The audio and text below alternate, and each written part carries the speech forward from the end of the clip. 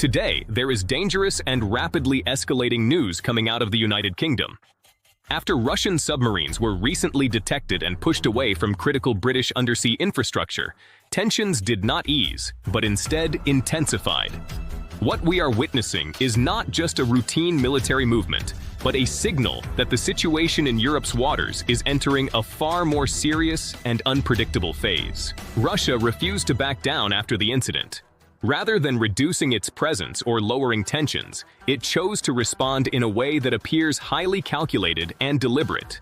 This suggests a broader strategic objective, where each move is carefully designed to test the limits of Western reactions without crossing the line into immediate open conflict.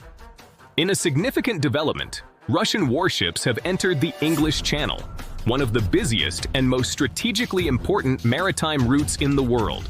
This corridor connects the Atlantic Ocean to the North Sea and serves as a critical pathway for global trade, energy transportation, and military operations across Europe.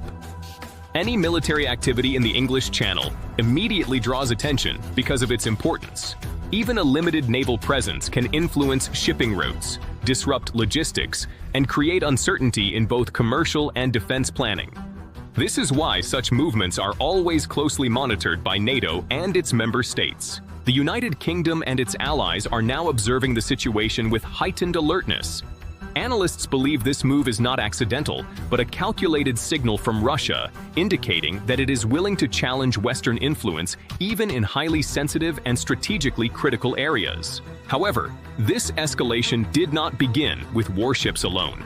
Earlier events in Northern Europe played a significant role in shaping the current situation, particularly enforcement actions taken against vessels suspected of violating international sanctions. Swedish authorities recently detained a sanctioned oil tanker named Flora 1 after discovering a large oil spill near the island of Gotland in the Baltic Sea. The spill stretched for nearly 12 kilometers, raising serious environmental concerns and triggering immediate investigation. The vessel is believed to be part of Russia's so-called shadow fleet, a network of ships used to bypass international sanctions and continue exporting oil despite restrictions imposed by Western governments. This fleet operates in complex and often opaque ways. These ships frequently change ownership records, sailing routes, and national flags. Such practices make them extremely difficult to track and allow them to operate within legal gray areas across international waters, complicating enforcement efforts. The Flora 1 had departed from the Gulf of Finland and was escorted into port by Swedish aircraft and patrol vessels.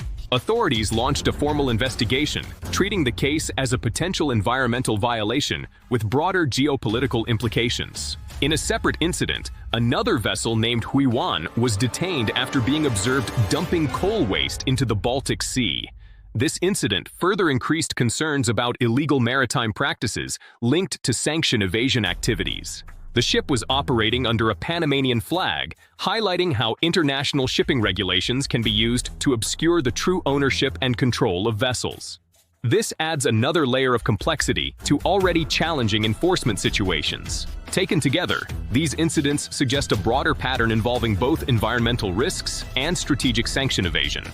They also place increasing pressure on European authorities to respond more decisively in protecting both legal and environmental standards.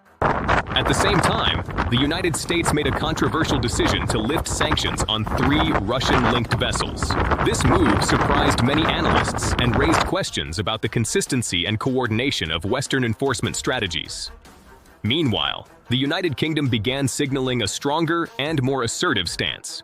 The Royal Navy increased surveillance operations and intensified monitoring of unusual maritime movements near critical undersea infrastructure. British forces tracked 3 Russian submarines operating close to important communication cables and energy systems. These submarines were eventually forced to leave the area, sending a warning that such activities would not be tolerated. However, Russia quickly adapted its approach. Instead of relying solely on covert submarine operations, it began escorting oil tankers with naval warships through highly sensitive maritime routes. This tactic significantly raises the level of risk. Intercepting a civilian vessel is one scenario, but intercepting a convoy protected by a military warship introduces the possibility of direct confrontation between armed forces.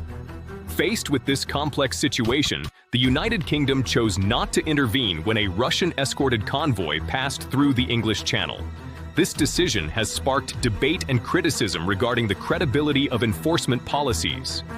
These developments reveal a growing pattern of strategic pressure across Europe's maritime regions. If responses remain limited or inconsistent, they may encourage further escalation, as perception in geopolitics often determines future actions more than words alone. If you found this update insightful, don't forget to like the video, subscribe to the channel, and share your thoughts in the comments below.